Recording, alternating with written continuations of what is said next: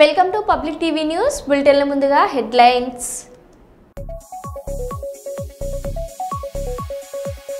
Bus ప్రమాదం సంఘటనను పరిశీలించిన హోంమంత్రి అనిత.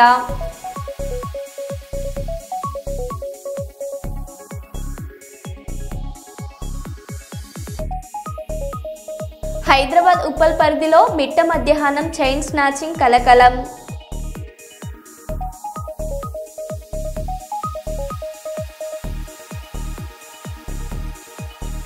తెలంగాణలో ఆర్టీఏ అధికారులు విస్తృత తనిఖీలు.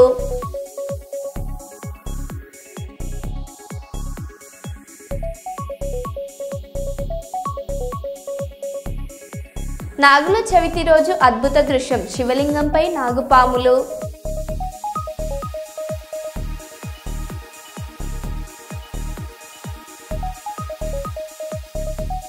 సుల్తానాబాద్ పోలీసుల ఆధ్వర్యంలో రక్తదానం.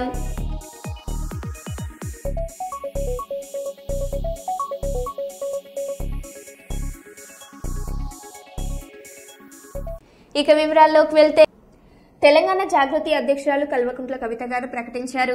తెలంగాణ ఉద్యమంలో ప్రాణాలు విడిచిన అమరవీరుల కుటుంబాలకు తగిన న్యాయం అందజేయలేకపోయినందుకు ఆమె బహిరంగంగా క్షమాపణలు తెలియజేశారు. ఉద్యమంలో సుమారు 1200 మంది అమరులు ఉన్నట్లు అనేక సార్లు చెప్పారు. ఈ అమరులు ఆశయాలు వచ్చిన తెలంగాణలో ఎంతవరకు నెరవేరాయో ఆలోచించాలని వారు అభిప్రాయపడ్డారు. ఇప్పటి వరకు మాత్రమే 500 అమరవీరుల కుటుంబాలకు ఉద్యోగాలు, సహాయాలు అందించగలిగామని ఆమె తక్కువగా జరిగిన న్యాయంపై బాధ వ్యక్తం చేశారు. కొనసాగిన ఆనాడు చాలా సందర్భాలలో మిగతా అమరవీరుల కుటుంబాలకు ఎవరికైతే డబ్బులు అందలేదో వారికి ఇంకో రూపంగా డబ్బులు ఇవ్వాలని అంతర్గత వేదికల మీద అనేక సందర్భాల్లో నేను చెప్పడం జరిగింది. కానీ ఇవాళ నేను మనస్ఫూర్తిగా అమరవీరుల కుటుంబ సభ్యులకు, అమరవీరులకు, తెలంగాణ ఉద్యమకారులకు చేతులెత్తి నమస్కరించి క్షమాపణ కోరుతా ఉన్నా.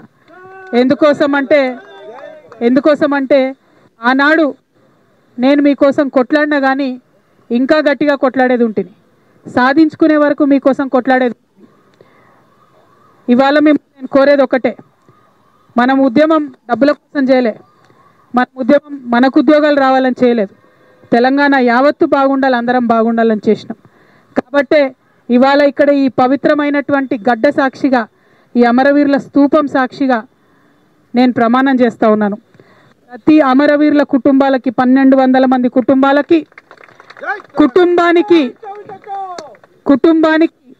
₹1,00,00,000 ఇవ్వాలని ఈ ప్రభుత్వాన్ని నేను డిమాండ్ చేస్తూ ఉన్నాను. ప్రతి అమరవీరుల కుటుంబానికి ₹1,00,00,000 ఈ ప్రభుత్వం నుండన్నా ఇప్పిస్తాం, లేకపోతే ఈ ప్రభుత్వం మార్చి వచ్చే ప్రభుత్వంతోనైనా ఇప్పిస్తామని ఈ సందర్భంగా నేను అమరవీరుల కుటుంబాలకు వారి యొక్క పాదాల సాక్షిగా మీకు తెలియజేస్తా ఉన్నాను.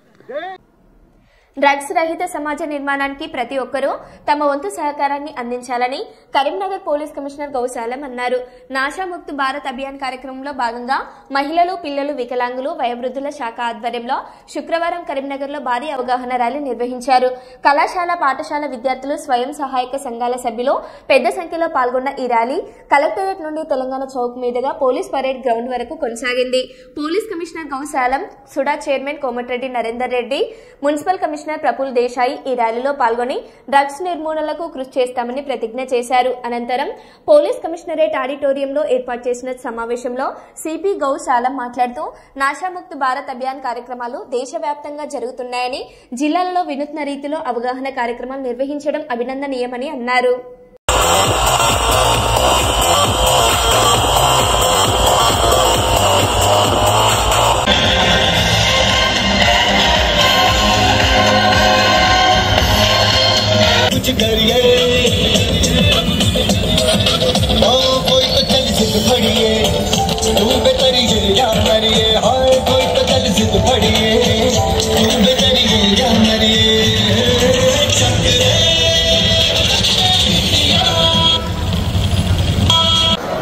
వీటి వాడకం వల్ల కలిగే దుష్పరిణామాల గురించి సంపూర్ణంగా ఏ ఒక్కరు కూడా డ్రగ్స్ బారిన పడకుండా ఉండడానికి కృషి చేస్తానని, డ్రగ్స్ అమ్మకం చేసే డ్రగ్స్ కొనుగోలు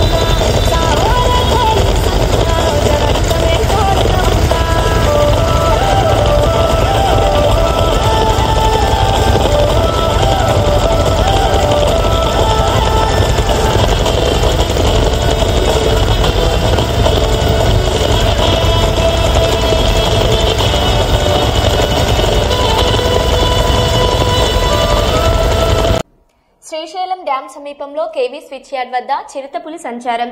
గత 2 రోజులుగా కుక్కలపై దాడి చేస్తూ చిరుతపులి సంచారం. భయాందోళనలో స్విచ్ యార్డ్ సిబ్బంది.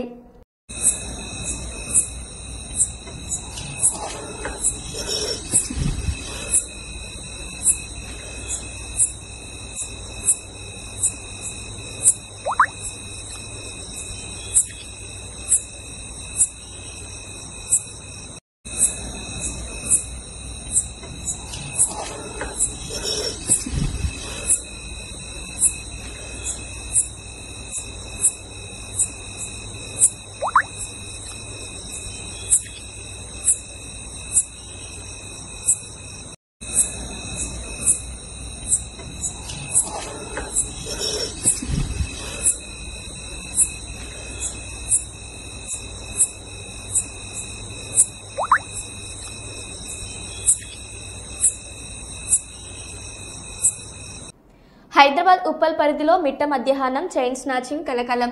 హైదరాబాద్ నుండి ఉప్పల్ 7 హిల్స్ కాలనీలో రోడ్డు మీద నడుస్తూ వెళ్తున్న మహిళ మెడలో 4 తులాల గొలుసు లాక్కొని పారిపోవడానికి ప్రయత్నించిన దొంగ.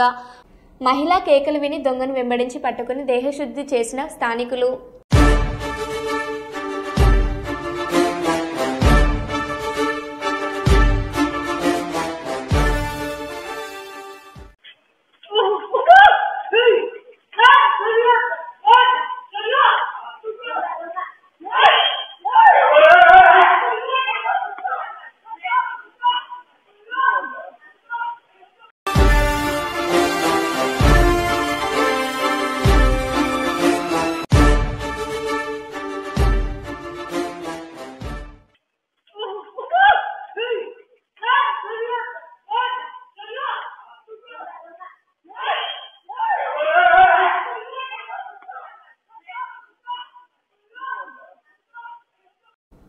వైసీపీ హయాంలో రాష్ట్రంలో కల్తీ మద్యం ఉన్నందునే చాలా మంది తెలంగాణ రాష్ట్రానికి వెళ్లి మద్యం తీసుకునేవారని కర్నూలు జిల్లా పాణ్యం తెలుగుదేశం పార్టీ నాయకులు తెలిపారు.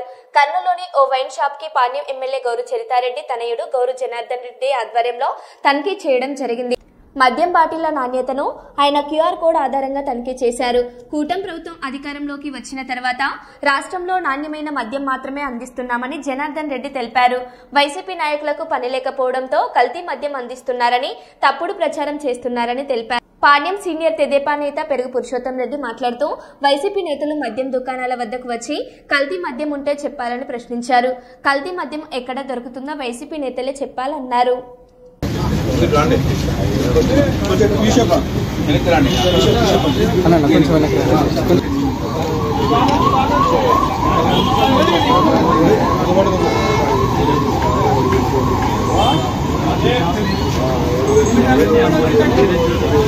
స్క్రీన్ ఆఫ్ అయిపోయింది.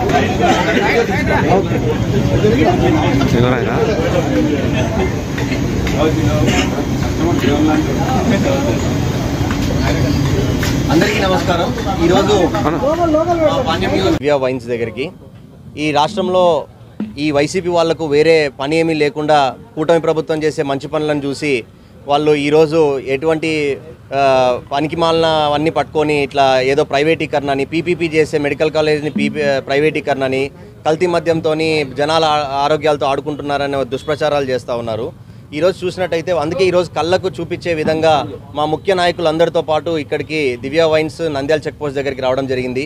ఈ వైన్ షాపులు అన్నీ కూడా మీరు చూసినట్లయితే గతంలో ప్రభుత్వం షాపుల్లాగా లేకపోతే క్యూఆర్ కోడ్ లేకుండా డిజిటల్ పేమెంట్స్ అనేటివి లేకుండా ప్రజల ఆరోగ్యాలతో చెలగాటం ఆడుకుంటూ నాణ్యమైన మద్యాన్ని తీసుకురాకుండా ప్రజలందరూ బ్రెయిన్ డెడ్ అయ్యే పొజిషన్ వచ్చింది గత 5 ఏళ్ళు.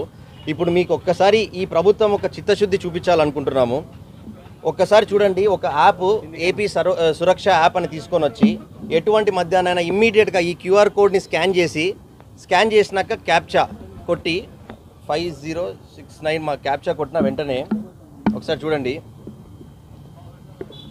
షో డీటెయిల్స్ కొడితే ఈ బాటిల్ ఒక డీటెయిల్స్, అది ఆ బ్రాండ్ నేమ్ ఏంటి, SH code, size in ML, batch ID, MRP, manufacturing location కూడా MS allied blenders and distilleries limited, manufacturing date, depot date. అలాగే మేము ఇక్కడ వీళ్ళని కూడా అడగడం జరిగింది, ఇక్కడ మద్యం షాపుల వాళ్ళని, వాళ్ళు కూడా కస్టమర్కి ఇచ్చే ముందు దాన్ని స్కాన్ చేసుకొని దీంట్లో వెరిఫై అయితేనే ఇది లీగలీ వాళ్ళు అమ్మొచ్చు, దానికి ఒక బ్రాండ్ వాల్యూ ఉంది అన్నప్పుడే దాన్ని అమ్ముతున్నారు. అది ఒక చిత్తశుద్ధి. అంటే వీళ్ళు వ్యాపారం చేసుకోవడానికి ఎటువంటిది అంటే అటువంటిది కూడా కాకుండా ఈ పక్కాగా మన ఏపీ బివరేజ్ కార్పొరేషన్ నుంచి వచ్చిన ఆ లోగో చూసి, ఆ క్యూఆర్ కోడ్ చూసి దాని ప్రకారంగానే అమ్ముతా ఉన్నారు. ఇది ఒక్కసారి దీని గురించి మీరే ఆలోచించండి, ఏ విధంగా ప్రజల ఆరోగ్యం పట్ల ఈ ప్రభుత్వం అనేది చిత్తశుద్ధి తీసుకుంటా ఉందో. అలాగే 10% ఎవరైతే గీత కార్మికులు ఉన్నారో వాళ్ళందరికీ కూడా షాపులు అలొకేట్ చేయడం జరిగింది. ఇది ప్రభుత్వానికి ఆదాయం కోసం ఒక్కటే చేయడం కాదు, ప్రభుత్వ ఆదాయంతో పాటు ప్రజలందరికీ కూడా నాణ్యమైన మద్యాన్ని అప్పగించి నాణ్యంగా వాళ్ళ ఆరోగ్యాలతో చెలగాటం ఆడకుండా చేశాం. దయచేసి మీకు వైసీపీ నాయకులను కూడా ఇక్కడికి తీసుకొచ్చి ప్రతి షాప్ చెక్ చేయించండి, ఎక్కడన్నా తప్పు ఉంటే నేను నిరూపించమనండి. అంతేగాని కల్తీ మద్యం అని ఇంట్లో కూర్చొని వాళ్ళు చేసినది పచ్చ కెమెరాలోకి లోకమల్ల పచ్చగా కనపడుతుంది అన్నట్ల వాళ్ళు కల్తీ మద్యం తాపి అమ్మించి ప్రజల ప్రాణాలు మానాలు అన్నీ దోసుకున్నారు. ఎక్కడన్నా కల్తీ మద్యం ఉందని వచ్చి నిరూపించండి, దానికి మేము కూడా బాధ్యత వహిస్తాం. అంతేగాని ఊకే కల్తీ మద్యం అని తప్పుడు ప్రచారం మానుకోండి. ఎప్పుడైనా సరే షాపులు తెరిచిన టైం ఉదయం 10 నుంచి రాత్రి 10 గంటల వరకు మీరు ఏ షాప్ అయినా సరే వచ్చి చెక్ చేయొచ్చు. కల్తీ మద్యం దొరికిందంటే దానికి మేము బాధ్యత వహిస్తాం. దేశ భవిష్యత్ నిర్మాతలు నేటి విద్యార్థులే అని సామాజిక చైతన్యానికి సంఘ సేవలో విద్యార్థి దశ నుంచే భాగస్వాములు చేయడమే ఎన్ఎస్ఎస్ లక్ష్యమని Kakatiya university NSS program coordinator doctor Esam Narayana అన్నారు. స్థానిక వివేకవర్ధిని డిగ్రీ మరియు పీజీ కళాశాలలో ఆదిలాబాద్, నిర్మల్, కొమ్రంభీం, ఆసిఫాబాద్, మంచిర్యాల జిల్లాల ప్రోగ్రాం అధికారుల సమీక్ష సమావేశం మంచిర్యాల జిల్లా కన్వీనర్ డాక్టర్ చంద్రమోహన్ గౌడ్ ఉదారి అధ్యక్షతన నిర్వహించారు. ఈ కార్యక్రమానికి ముఖ్య అతిథిగా హాజరైన ఈసం నారాయణ మాట్లాడారు. మీ వెనుక డబ్బులు మళ్ళీ మీకు వెనుక ఇస్తామని చెప్పడం జరిగింది. So anyhow last year complete గా 33 lakhs మాత్రమే మనకు ఇచ్చినారు. సో ఎందుకు లాస్ట్ ఇయర్ 33 లక్షలు ఇచ్చినారని అడిగితే వాళ్ళు కారణం చెప్తున్నారు. ఏంటంటే ఎన్రోల్మెంట్ వెరీ లెస్. అంటే ఎవ్రీ ఇయర్ మనకు ఆగస్టు, సెప్టెంబర్ లోపల ఎంతమంది కళాశాలల నుంచి వెళ్ళి మనకు ఈ లిస్ట్ కాలేజ్ వైజ్ లిస్టులు సబ్మిట్ చేసినారు. సో అది యూనివర్సిటీ వైజ్ వచ్చినటువంటి డాటాను బట్టి మేము డిస్కస్ చేసినామని గవర్నమెంట్ ఆఫ్ ఇండియా చెప్పడం జరిగింది. సో ఈ అకాడమిక్ ఇయర్ లో మనకు కొంచెం ఫ్లెక్సిబిలిటీ ఇచ్చారు వాళ్ళు. మనం ఇంతవరకు వాళ్ళు ఎన్రోల్మెంట్ ఏమి తీసుకోలేదు, కానీ ఒక్కొక్క యూనివర్సిటీకి కొంత డబ్బులు ఇవ్వడం జరిగింది అడ్వాన్స్. ఎందుకనంటే మనకు టెస్ట్ పెట్టినారు, మన అకౌంట్స్ పనిచేస్తున్నాయా, మనం ఉపయోగించుకుంటున్నామా, చేయగలుగుతారా లేదా అని. వాళ్ళు ఏం చేసినారంటే ఓన్లీ ఈ అకాడమిక్ లో మనకు డబుల్ గ్రాంట్ వచ్చింది. లాస్ట్ ఇయర్ 33 lakhs వస్తే ఈ అకాడమిక్ లో మనకు 63 lakhs రిసీవ్ చేసుకున్నాం. సో దీంట్లో 3 lakhs ఏమో అడ్మినిస్ట్రేటివ్ గ్రాంట్ కింద వస్తాయి. సో 60 లక్షలు డిస్కస్ చేయడం జరిగింది. ఇది 171. మా ఆనరబుల్ వైస్ ఛాన్సలర్ గారికి ధన్యవాదాలు తెలియజేస్తూ, మనం ప్రతి సంవత్సరము అకాడమిక్ ఇయర్ స్టార్ట్ గానే మనం ప్రోగ్రామ్స్ పెడతాం. ఎందుకంటే గత సంవత్సరంలో జరిగినటువంటి ప్రోగ్రామ్స్ యొక్క వివరాలను తీసుకొని అదేవిధంగా ఈ సంవత్సరం మళ్ళీ ఏ ప్రోగ్రామ్ చేయాలి అనే దాని మీద మనం ఒక యాక్షన్ ప్లాన్ తయారు చేసుకోవడం కార్యక్రమం మీ అందరికీ తెలుసు. సో నాకంటే ముందు అందరూ చాలా బాగా మాట్లాడినారు. All program district conveners, program officers. So మనందరికీ తెలుసు, అన్నిటికీ అంటే పెద్ద జటిలమైన సమస్య ఏంటంటే మనం ఫండింగ్ తీసుకోవాలి అని అంటే మనకు ఒక ట్విస్ట్ పెట్టినాడు. అప్పుడు కర్నూలులో బస్సు బస్సు ప్రమాదం జరగడం బాధాకరమని రాష్ట్ర హోంశాఖ మంత్రి అనిత అన్నారు. కర్నూలు వ్యాస్ట్ ఆడిటోరియంలో మంత్రులు అనిత, రాంప్రసాద్ రెడ్డి మీడియా సమావేశం నిర్వహించారు. 39 మంది ప్రయాణిస్తున్న బస్సు అగ్నికి ఆహుతి అయిందని తెలిపారు. 17 మంది పెద్దవారు, 2 చిన్నవాళ్లు చనిపోయారన్నారు. మృతుల్లో ఒకరు గుర్తు తెలియని వ్యక్తి ఉన్నారు. మృతదేహాలు గుర్తుపట్టలేని విధంగా ఉన్నాయన్నారు. చనిపోయిన వ్యక్తులు DNA ఆధారంగా వారి కుటుంబ సభ్యులకు అందజేస్తామన్నారు. ఈ ప్రమాదంపై 16 బృందాలతో అన్ని కోణాల్లో పూర్తి స్థాయిలో దర్యాప్తు చేస్తున్నామని హోంమంత్రి తెలిపారు. వేమూరి కావేరీ ట్రావెల్స్ యాక్చువల్గా మనకి అరౌండ్ హైదరాబాద్ నుంచి బెంగళూరు ప్రయాణమవుతున్న బస్సు ఎర్లీ మార్నింగ్ మనకి 3 to 3:15 మధ్యలో ఇక్కడ ఒక యాక్సిడెంట్ కి గురవడం చాలా బాధాకరమైన విషయం. ఆ యాక్సిడెంట్ కూడా మనకి చూస్తే ఒక ఎదురుగా వస్తున్న బైక్ ని ఢీకొని కొంత దూరం ఒక 15 to 20 మీటర్స్ అది కొంచెం ముందుకు తీసుకెళ్ళడం, దాంట్లో వచ్చిన స్పార్క్ అంటే ప్రాథమిక విచారణ ప్రకారం వచ్చిన ఇన్ఫర్మేషన్ మీకు చెప్తున్నాం. దాంట్లో చిన్న స్పార్క్ వల్ల కొంచెం దాంట్లో మంటలు చెలరేయడం, ఆ మంటలు చెలరేగి అది చాలా మంది సుమారుగా మనకి 19 మంది, 17 మంది పెద్దవాళ్ళు, 2 చిన్నపిల్లలు చనిపోవడం అనేది నిజంగా చాలా దురదృష్టకరమైన సంఘటన. ఈ సంఘటనకి సంబంధించి మనకి మాక్సిమం మార్నింగ్ 3 o'clock నుంచి 3:15 టైంలో ఇన్సిడెంట్ జరిగిన తర్వాత 3:21 కి నియర్ బై ఉన్న సిఐకి ఇన్ఫర్మేషన్ వచ్చింది. వెంటనే పోలీస్ డిపార్ట్మెంట్ వాళ్ళు, అదేవిధంగా మన ఫైర్ డిపార్ట్మెంట్ వాళ్ళు అందరూ కూడా చిన్నటేపూర్ విలేజ్ కి చేరుకుని రెస్క్యూ ఆపరేషన్స్ కూడా చేయడం జరిగింది. ఇమీడియట్ గా తెలుసుకున్న వెంటనే, ఇన్సిడెంట్ తెలుసుకున్న వెంటనే గౌరవ ముఖ్యమంత్రి గారికి ఇన్ఫర్మేషన్, మా డీసీపీ గారు, అదేవిధంగా మా ఎస్ఎల్డీసీ ఇంటెలిజెన్స్ వాళ్ళందరూ కూడా ఇన్ఫర్మేషన్ ఇవ్వడం, మాకు కూడా ఇన్ఫర్మేషన్ ఇవ్వడం. ఇన్ఫర్మేషన్ ఇచ్చిన వెంటనే నియర్ బై మా పొలిటికల్ లీడర్స్ అందరికీ కూడా మంత్రి గారు మణిపూర్ రాంప్రసాద్ రెడ్డి గారికి, అదేవిధంగా లోకల్ ఎమ్మెల్యే చెప్తారెడ్డి గారికి, ఎంపీ గారికి అందరికీ కూడా ఇన్ఫర్మేషన్ ఇస్తే అరౌండ్ 6:30 కల్లా మాక్సిమం ఎమ్మెల్యే, ఎంపీ వాళ్ళు కూడా అక్కడికి వచ్చి ఆ రెస్క్యూ ఆపరేషన్స్ లో కూడా వాళ్ళు కూడా సహాయ సహకారాలు అందించారు. అదేవిధంగా మంత్రి గారు కూడా వితిన్ 2 hours లో మనకి 9-10 కల్లా అక్కడికి ఇంచుమించుగా చేరుకొని పరిస్థితి అంతా సమీక్షించడం జరిగింది. ఓవరాల్ గా చూస్తే టోటల్ పాసెంజర్స్ బస్సులో 39 మంది పెద్దవాళ్ళు, 4 చిన్నవాళ్ళు, 2 అన్ఐడెంటిఫైడ్ ఉన్నారు. ఈ అన్ఐడెంటిఫైడ్ కూడా ఏంటంటే ఆర్ఆర్ అని చెప్పి చౌరస్తా దగ్గర 2 కూడా ఎక్కడం జరిగింది. అందులో ఒకరు దిగిపోయారు, ఒకరు ఉన్నారు అందులో. సో తర్వాత మనకి సర్వైవర్స్ చూసుకుంటే మాక్సిమం మంటలు చదివించడం అనుకోవాలి, ఒక పక్క దురదృష్టం, ఒక పక్క అదృష్టం. ఇమీడియట్ గా వాళ్ళ బాడీస్ ని కూడా మనం ఐడెంటిఫై చేయాలి. కాబట్టి మన ఫోరెన్సిక్ సంబంధించి సుమారుగా 16 టీంలు వేయడం జరిగిందండి. అందులో ఎస్పెషల్లీ 10 టీంలు కేవలం DNA టెస్ట్ చేయడానికి 10 టీంలు ఏర్పాటు చేయడం జరిగింది.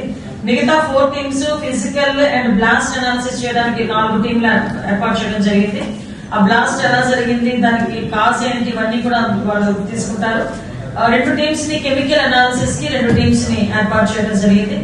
ఎందుకంటే ఇది ప్రాపర్ వేలో జరగాలి. ఎందుకంటే ఇది ఒక యాక్సిడెంట్. ఇన్సూరెన్స్ లో సంబంధించిన తర్వాత విషయాలు కూడా ఎక్కడ ఎవరికి ఇబ్బంది కలగకూడదు. ఏ ఫ్యామిలీకి సంబంధించిన వ్యక్తి డెడ్ బాడీ ఆ ఫ్యామిలీకి చేరాలి, వాళ్ళు దహన సంస్కారాలు చేసుకుంటారు. కాబట్టి DNA శాంపిల్స్ తీసుకుని వాళ్ళతో మ్యాచ్ చేసి వీటన్నిటికీ కూడా కొంచెం టైం పడుతుంది. But as well as possible forensic department అంతా చాలా అలర్ట్ గా ఉంది, పోలీస్ డిపార్ట్మెంట్ అంతా చాలా అలర్ట్ గా ఉంది. యాజ్ వెల్ యాజ్ పాసిబుల్ వాళ్ళకు కూడా హ్యాండ్ ఓవర్ చేస్తాము. నిజంగా ఇటువంటి సంఘటనలు పునరావృతం కాకుండా చూసుకోవాల్సిన బాధ్యత కూడా మనందరి మీద కూడా ఉంది. దీనికి వాళ్ళ కుటుంబాలకి ప్రకారం సానుభూతి తెలియజేసుకుంటూ చనిపోయిన వాళ్ళు ఆత్మలు శాంతించాలని మనస్ఫూర్తిగా కోరుకుంటున్నాం. అడిగినట్టు ఫైర్ అలారం సిస్టమ్ ని కొత్తగా లేటెస్ట్ గా వచ్చే బస్సులకు ఆటోమేటిక్ గా ఎనేబుల్ చేస్తున్నాం. ఇది 7 years ఓల్డ్ బస్సు కాబట్టి దీంట్లో లేదు. యాక్చువల్ గా ఇప్పుడు కొత్తగా వచ్చే బస్సులు అన్ని దానికి సేఫ్టీ మెజర్స్ తీసుకుంటున్నాం. ముఖ్యంగా ఈ ఘటన విషయానికి మనం మాట్లాడుకుంటే మెయిన్ గా ఆ టైమింగ్ కూడా ఒక కారణం అండి. మామూలుగా యాక్సిడెంట్, ఈ ఫైర్ యాక్సిడెంట్ జరిగేటప్పుడు మార్నింగ్ టైం జరిగితే తీవ్రత వేరే విధంగా ఉంటుంది, డీప్ స్లీప్ లో జరిగితే వేరే విధంగా ఉంటుంది. ఇప్పుడు లేట్ నైట్ 3 గంటలు అన్నప్పటికీ ఇప్పుడు సర్వైవ్ అయ్యే వాళ్ళందరినీ మీరు చూశారు, చిన్న చిన్న ప్రాబ్లమ్స్ అంతా బయటకు వచ్చేసారు. మిగిలిన వాళ్ళు ఎవరైతే చనిపోయారో ఇంకా ఫ్రంట్ మిస్టేక్ జరిగినట్టు పెద్దగా అంతా ఊండేడు మాంసం ముద్దలు అయిపోయారు కాబట్టి. ఇంకొకటి ఏంటంటే ట్రాన్స్పోర్ట్ లో మా central government mark guide lines పరంగా బాడీ తెలంగాణ మినిస్టర్తో మాట్లాడారు. వాళ్ళు కూడా మన ఆంధ్ర రాష్ట్రంలో ఏ విధంగా మనం ఇస్తున్నామో ఆ విధంగా ఇస్తామని చెప్పారు. రిమైనింగ్ ఒరిస్సా, తమిళనాడు, బీహార్ రాష్ట్రానికి చెందిన వాళ్ళు 3 ఉన్నారని చెప్పారు డిపార్ట్మెంట్ నుంచి. వాళ్ళకు కూడా ఇదే విధంగా వచ్చేటట్టు మేము చర్యలు తీసుకుంటాం. తెలంగాణ గౌడ సంఘం రాష్ట్ర అధ్యక్షులు పల్లె లక్ష్మం గౌడ ఆదేశాల మేరకు రాష్ట్ర వర్కింగ్ ప్రెసిడెంట్ గట్టు రమేష్ గౌడ్ ఆధ్వర్యంలో జరిగిన సమావేశంలో వరంగల్ జిల్లా డీసీసీ అధ్యక్ష పదవిని గౌడ సామాజిక వర్గానికి చెందిన పోషాల పద్మకి ఇవ్వాలని కాంగ్రెస్ హైకమాండ్ కు డిమాండ్ చేశారు. ఈ సందర్భంగా గట్టు రమేష్ గౌడ్ మాట్లాడారు.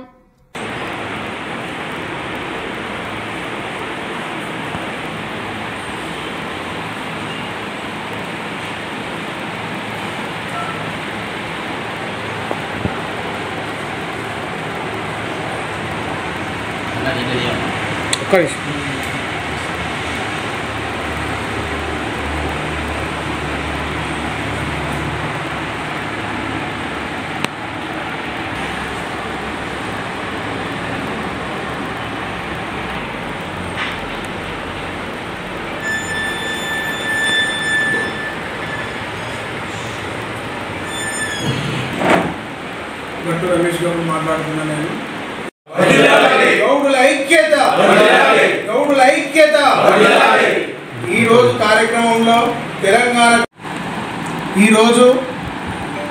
ఈరోజు కార్యక్రమం తెలంగాణ గౌడ సంఘం రాష్ట్ర అధ్యక్షుడు పల్లె లక్ష్మణ్ గౌడ్ ఆధ్వర్యంలో ఆదేశానుసారం నా పేరు గట్టు రమేష్ గౌడ్, తెలంగాణ గౌడ సంఘం రాష్ట్ర వర్కింగ్ ప్రెసిడెంట్. నేను వరంగల్ జిల్లాలో తెలంగాణ గౌడ సంఘం నుండి కక్కెళ్ళ శ్రీనివాస్ గౌడు సమీక్షలో గౌడులందరూ ఏకమై కార్పొరేటర్ పోషాల పద్మక్క గారికి తెలంగాణ గౌడ సంఘం గతంలో ఆమె 5 సంవత్సరాలు తెలంగాణ గౌడ సంఘంలో పనిచేశారు. పోషాల పద్మ గారికి డీసీసీ అధ్యక్ష పదవి ఆమె గౌడుల విషయంలో మనోధైర్యాన్ని నింపి ఆమె గౌడులకు చాలా అండగా ఉండే. అలాంటి గౌడ మహిళకు మనం ఎందుకు సహకారం చేయొద్దు అనే ఆలోచనతోటి రాజకీయంలో పాల్గొన్నప్పుడు కులాన్ని మర్చిపోయే రోజులు, అలాంటిది అట్లా కాకుండా కులంతో అండగా ఉంటూ ఇవాళ కులము ఎందుకు రారు అని చెప్పేసి మాకు అందరికీ తెలిసిపోయింది. ఆమెకు ఖచ్చితంగా డీసీసీ అధ్యక్ష పదవి రావాలని కోరుకుంటూ అందరినీ మమేకం చేసుకుంటూ వరంగల్ జిల్లాలో ఉన్నటువంటి జిల్లా అధ్యక్షుడు కక్కెర శ్రీనివాస్ గౌడ్ కానీ, కోయడ ప్రవీణ్ గౌడ్ కానీ, మోడెం యాదగిరి గౌడ్ కానీ, చలమల్ల సత్యనారాయణ గౌడ్ కానీ, ఇక్కడ ఉన్నటువంటి చాలా వరకు జిల్లాలో ఉన్నటువంటి పాలకుర్తి శ్రీనివాస్ గౌడ్ కానీ, ఇక్కడ ఉన్నటువంటి పుర ప్రముఖులు మేధావులు నరసంపేట నియోజకవర్గం నుంచి కానీ, వేములరాజు, ప్రవీణ్ గౌడ్, వీళ్ళందరూ పేరున వీళ్ళు చాలా వరకు ఇప్పుడు ఏంది అని అంటే కొంతమంది మేము ఉన్నాం కానీ ఇంకా బలగం చూస్తే జిల్లాలో విస్తృతంగా మాకు గట్టి పట్టుదల ఉన్నది. మేము గతంలో కూడా ఆరేలి బుచ్చయ్య గారు రెండు సార్లు ఎమ్మెల్యే కూడా పనిచేశాడు. 2 సార్లు పనిచేసి 2 సార్లు ఎమ్మెల్యే గెలిచిండు అంటే మా వరంగల్లో ఉన్నటువంటి బలం అనేది కూడా మీరు గ్రహించాల్సిన పరిస్థితి ఉంటుంది. రేవంత్ రెడ్డి గారు కానీ, మహేష్ గౌడ్ కానీ, తర్వాత మీనాక్షి నటరాజన్ గారు కానీ గమనించవలసినటువంటి పరిస్థితి ఏర్పడ్డది. అదేవిధంగా ఒక గౌడ మహిళ ఈ విధంగా మనకు బీసీలకు ఏమిస్తాను అని చెప్పేసి గవర్నమెంట్ వాళ్ళు మేము అన్ని ఇస్తున్నాం అనే విధంగా అంటున్నారే కానీ అమలు చేయడం లేదు. ఈ వరంగల్ పోరుగడ్డ మీద పోషాల పద్మక్క గారికి డీసీసీ అధ్యక్ష పదవి ఇవ్వకపోతే మేము నిరంతరం ప్రతి క్షణం మేము ఖచ్చితంగా గవర్నమెంట్ తోటి పోరాటం చేసి మాకు పోషాల పద్మక్క గారికి ఖచ్చితంగా డీసీసీ అధ్యక్ష పదవి రావాలని మేము అందరం కలిసి కట్టుగా ఉన్నాము. రాకపోతే మాత్రం మేము ఖచ్చితంగా హైదరాబాద్ కానీ సీఎం లెవెల్లో కూడా మేము గట్టి ప్రయత్నాలు చేస్తామని మేము అనుకుంటున్నాం. మా కార్యాచరణ కూడా ఈ రోజు నుండి గట్టిగా తీవ్ర స్థాయిలో మేము ఉంటుందని మేము అందరం ఏకమైనాము. మరి బీసీలకు ఏమి ఇచ్చిండ్రు? మనకు ఆరేలి బుచ్చయ్య ఉన్నప్పుడు ఆయన రెండు పర్యాలు ఎమ్మెల్యే అయ్యాడు. తర్వాత మాచెల్ల జగన్నాథం కూడా ఏ పార్టీలో ఉన్నా కూడా ఆయన ఒక ఎమ్మెల్యే కూడా గెలిచిండు అని అంటే సామాజికంగా గౌడ కులం ఎంత ఏ విధంగా ఉండే ఎంత గట్టితనంగా ఉండే అనేది కూడా మనం ఆలోచించాల్సిన పరిస్థితి. కాంగ్రెస్ పార్టీ ఒక ఆలోచన విధానాన్ని మీరు చూడాల్సిన పరిస్థితి. అంటే గౌడ సమాజంలో గౌడులను రానియకుండా ఒక 68 డివిజన్లలో కూడా కార్పొరేట్ టికెట్ విషయంలో మరో బులెటిన్లో మళ్ళీ కలుద్దాం. Stay tune.